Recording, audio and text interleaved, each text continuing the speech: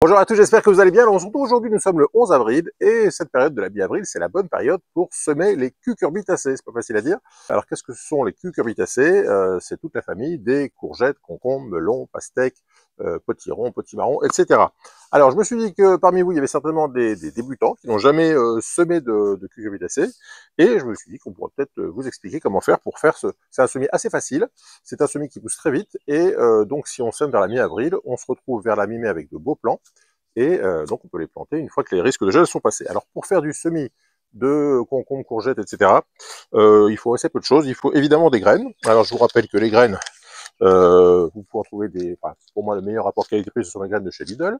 On trouve ce genre de petits sachets de graines de melon charentais excellent pour 29 centimes. Et il y a quoi? Il y a de quoi faire 15 plants. Et 15 plants, sachant qu'un plan de melon, c'est 6, 7, 8 melons. Vous de quoi faire une centaine de melons pour 29 centimes, donc ça vaut le coup. Donc du melon, de la pastèque, de la courgette. Donc vous trouvez ces graines assez facilement chez Lidl, sinon vous voulez, hein, mais c'est pas un partenariat. Mais je vous dis, le meilleur rapport qualité-prix, c'est Lidl. Une fois que vous avez vos graines, il vous faut des petits godets. Alors vous pouvez soit récupérer des godets que vous avez trouvé, enfin vous avez eu précédemment quand vous avez acheté des plants, soit je vous ai montré souvent le semis en barquette de lait, en briquette de lait. Mais si vous avez ce genre de petits godets, alors prenez pas les tout petits, c'est avec les godets il y a différentes tailles. Prenez les godets de 7 ou 8, je sais plus, enfin les plus gros godets, parce que les cucurbitacées ont un système racinaire assez important, se développent vite. Et si vous prenez un petit godet, vous allez vite être embêté, le plant va vite être à l'étroit. Ensuite, il vous faut du terreau à semis. Alors ça, c'est un terreau à semis que j'ai trouvé chez Carrefour, je crois, bon, pas très cher. Et puis, vous avez à peu près tout ce qu'il faut. Alors, je vous montre vite fait comment je procède. Je récupère un petit seau comme ça, donc c'est un seau qui n'a pas de trou. Je mets, parce qu'on pourrait prendre directement dans le sac, mais j'aime pas trop parce qu'on en met toujours un peu partout. Je préfère transvaser d'abord le terreau dans un seau. C'est plus facile que de prendre directement dans le sac. Alors une fois qu'on a fait ça, on prend une pelle, on touille un peu le terreau, voilà, pour qu'il soit facile à mettre dans les godets. Et à partir de là, vous prenez votre godet et vous remplissez avec votre terreau. Alors il faut que le terreau soit un petit peu humide, sinon, enfin on l'arrosera après, mais s'il est un petit peu humide, c'est quand même mieux. Et vous remplissez votre godet bien à fond. Vous pouvez tasser comme ça avec la pelle. Et voilà, vous remplissez le godet comme ça. Une fois qu'il est à peu près rempli, vous pouvez tasser comme ça avec les doigts. Il ne faut pas que ça soit trop molle, hein, sinon quand vous allez arroser, tout va s'affaisser. Donc vous tassez comme ça une première fois avec les doigts. Vous remettez du terreau jusqu'au ras-bord. S'il y a des petits morceaux un peu gros, vous les enlevez. Voilà. Et quand vous êtes arrivé, alors faut pas remplir, souvent je vois des godets qui sont remplis à moitié. Les pots, les godets, etc., c'est fait pour être rempli quasiment jusqu'au bout. Hein. Vous laissez juste un petit centimètre en haut pour quand vous arrosez que ça déborde pas. Mais il faut pas remplir les pots ou les godets à moitié parce que vous perdez beaucoup de surface qui est importante pour les racines. Il faut que les racines aient la place de se développer. Donc n'hésitez pas à remplir tous vos pots et godets jusqu'à, on va dire, 1 cm maximum du bord du pot ou du godet. Voilà, donc on voit que là maintenant j'ai mon godet qui est bien rempli, on peut bien appuyer, hein, faut pas, enfin, sans appuyer non plus comme un sourd, mais vous voyez que là je suis au niveau quasiment au bord et j'ai un terreau bien tassé.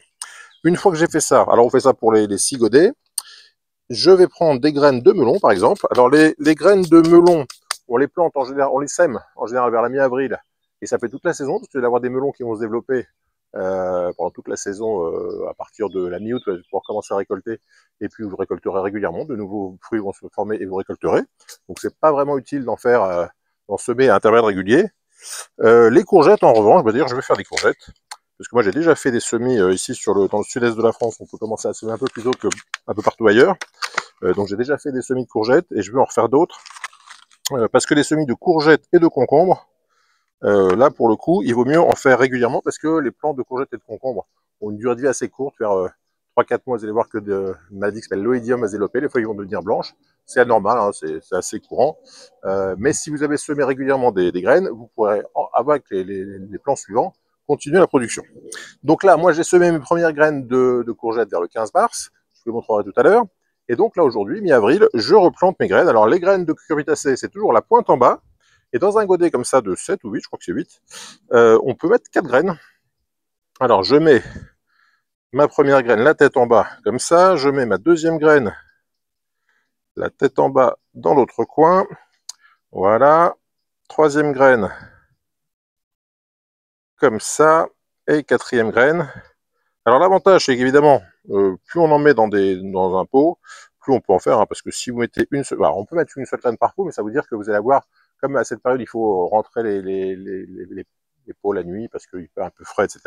Plus vous avez de pots, plus vous avez de surface à rentrer, à faire des allers-retours. Donc moi, je préfère faire au début 4 plants, 4 semis par godet. Une fois que j'ai mes 4 graines qui sont comme ça dans les 4 coins, je remets un peu de terreau en surface. Donc vous voyez, c'est pour ça que j'ai gardé un petit centimètre de place quand j'ai rempli mon godet de terreau. Voilà, donc là j'ai quasiment du terreau jusqu'au bord du pan. Alors vous faites ça évidemment pour vos 6 godets. Alors vous pouvez faire un premier godet de courgettes, un deuxième de concombre, un troisième de potiron, un quatrième de pastèque. Enfin bon, vous faites toutes les cucurbitacées que vous aimez. Alors il faut faire attention parce que souvent on a tendance on aime bien cultiver des grosses courges, par exemple la courge musquée de Provence, qui est une grosse courge, vous savez, la courge de Cendrillon.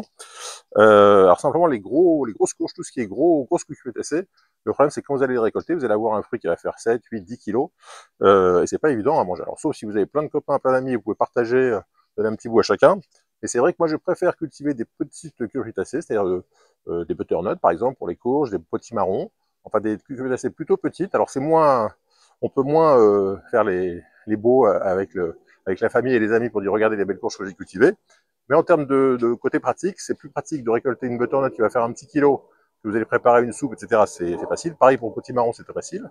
En plus, le potimarron, vous avez l'avantage de la peau qui est assez souple, que vous pouvez parfois manger. Donc, privilégiez plutôt les petites courges.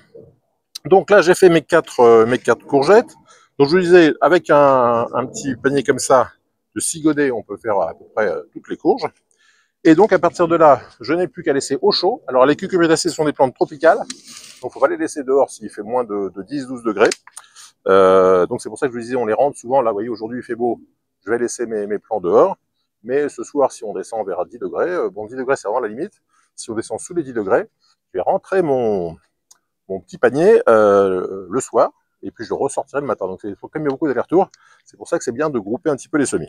Donc, une fois que j'ai fait mes 6 plants, je vais arroser. Alors, on peut, si on a un vaporisateur, c'est mieux. Mais si on n'en a pas, on arrose doucement avec une bouteille.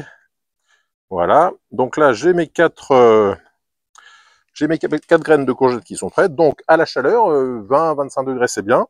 Et puis, assez rapidement, vous allez voir que les plants vont lever. Alors, qu'est-ce qui se passe au bout de 10-15 jours maximum?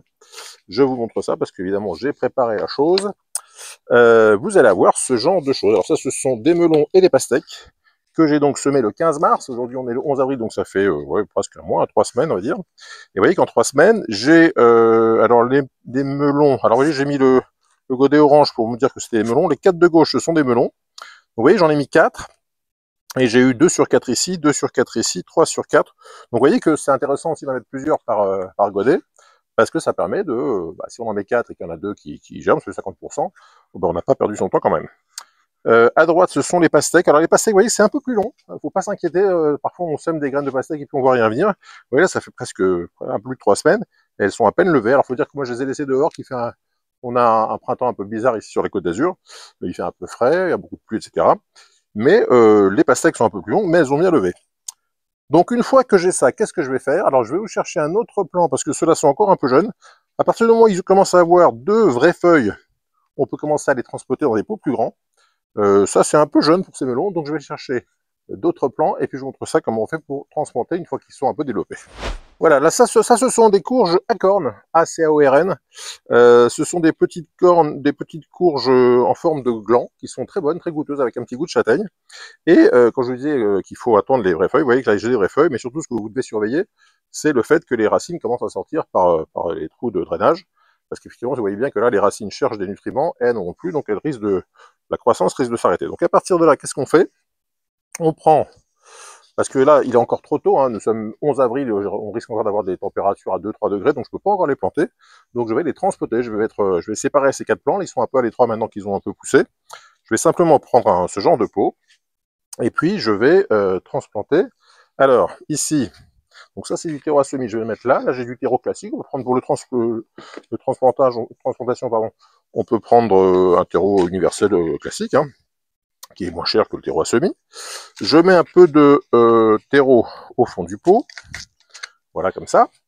Et puis ensuite, je vais prendre mon... alors ça, c'est un pot que je prends juste pour surélever, parce que comme je suis un peu grand, vous avez remarqué, plutôt que de me mettre à quatre pattes devant ma table, je préfère avoir un pot qui surélève. Voilà, donc j'ai mon pot comme ça. Je vais aller travailler un petit peu sur les côtés du godet pour qu'il soit facilement démoulable. Je vais appuyer comme ça, et tranquillement, le terreau va sortir du godet. On appuie comme ça, tranquillement, on n'est pas pressé, hein. Et vous voyez que ça commence à sortir. Et voilà, il faut faire attention que les racines qui sont là se sortent doucement. Voilà, donc ça, je le mets de côté. Et donc là, j'ai mes 4 plants qui sont là. Je vais commencer par séparer en 2, évidemment. Voilà. Donc là, j'ai 2 plants là, 2 plants là. Je vais laisser ces 2 là ici. Je vais prendre, alors je commence par prendre celui qui est le plus développé, c'est celui-ci. Voilà, je sépare à nouveau en 2. On va essayer de garder un maximum de terreau autour des racines. Voilà, et donc là, j'ai un plant. Et puis, il va être tout content d'avoir beaucoup plus de place dans son nouveau pot. Alors, on peut prendre des pots, bon là, c'est un peu la taille dessus, on aurait pu prendre un peu plus grand même, hein, mais bon, on va faire comme ça, quitte à faire une deuxième transplantation si nécessaire. Je vais prendre mon terreau, et puis je vais remplir ici. Voilà, alors l'avantage de cette transplantation, c'est qu'évidemment, le plant se retrouve avec plus de terreau, donc les racines vont pouvoir plus se développer.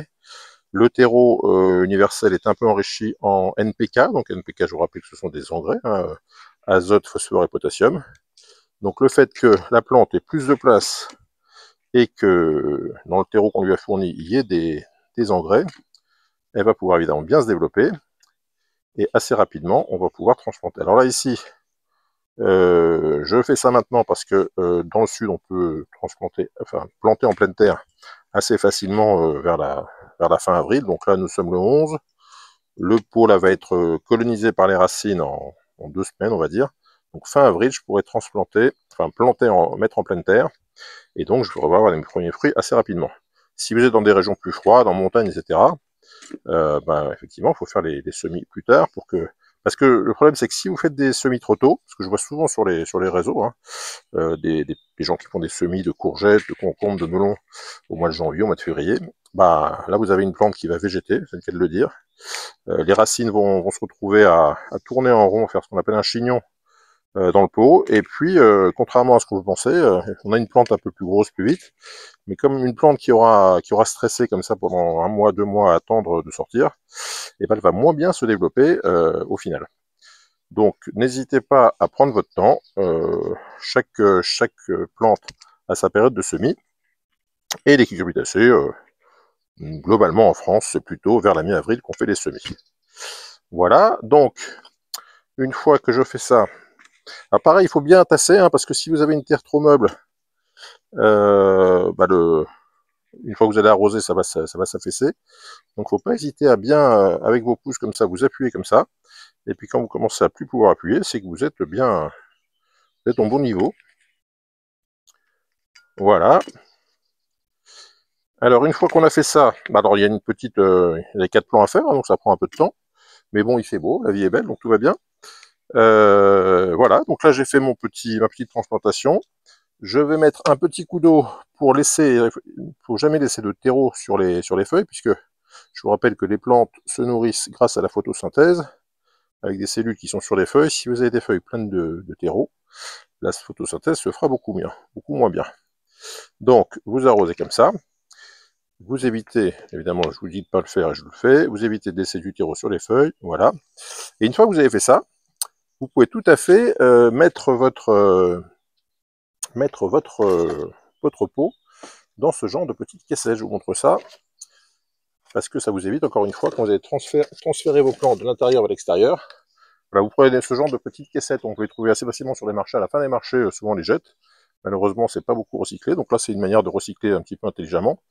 Les pots, les supports de pots comme ça, vous en trouvez dans les magasins botaniques. Alors c'est pas un partenariat, mais chez Botanique, il y a des solutions de recyclage de pots. Alors vous pouvez soit amener vos pots à recycler, soit aller en récupérer si vous voulez faire comme ça des semis. Donc là, tous ces pots, ce sont des pots que j'ai récupérés au recyclage de chez Botanique. Donc vous récupérez la cagette, le support de pot, les pots. Donc en fait finalement vous allez acheter que des graines et du terreau. Et vous avez comme ça des plants. Alors comme je vous disais, dès qu'il fait beau, dehors à la lumière pour que les plants se développent bien. Dès qu'il fait un peu frais, on rentre la cagette. Vous voyez, c'est assez pratique. On rentre, on sort comme ça. Et donc maintenant je vais laisser ces plants se développer tranquillement jusqu'à la fin avril, début mai. C'est avec les saints de glace, qu'on appelle les saints de glace, c'est 11, 12, 13 mai. Mais aujourd'hui avec les températures qui remontent, on a de moins en moins de risque de gel jusqu'à mi-mai, mais ça peut arriver. Donc si vous pensez qu'il peut y avoir du gel chez vous jusqu'au 12-13 mai, vous les gardez à l'abri, donc en petits pots comme ça, jusqu'à début mai. Si vous êtes comme moi dans le sud, à partir de mi-avril, fin avril, il n'y a pas de souci pour les planter. Voilà, donc je vais continuer à faire mes petits préparatifs, mes petites transplantations. Et puis on se retrouve très bientôt dans d'autres vidéos pour voir comment ces plants vont évoluer. Évidemment, si vous avez aimé cette vidéo, n'hésitez pas à mettre un petit pouce bleu. Si vous avez des questions, des commentaires, c'est juste en dessous dans la section commentaires. Et si vous n'êtes toujours pas abonné, je compte sur vous pour nous rejoindre très vite. À très bientôt, bye bye.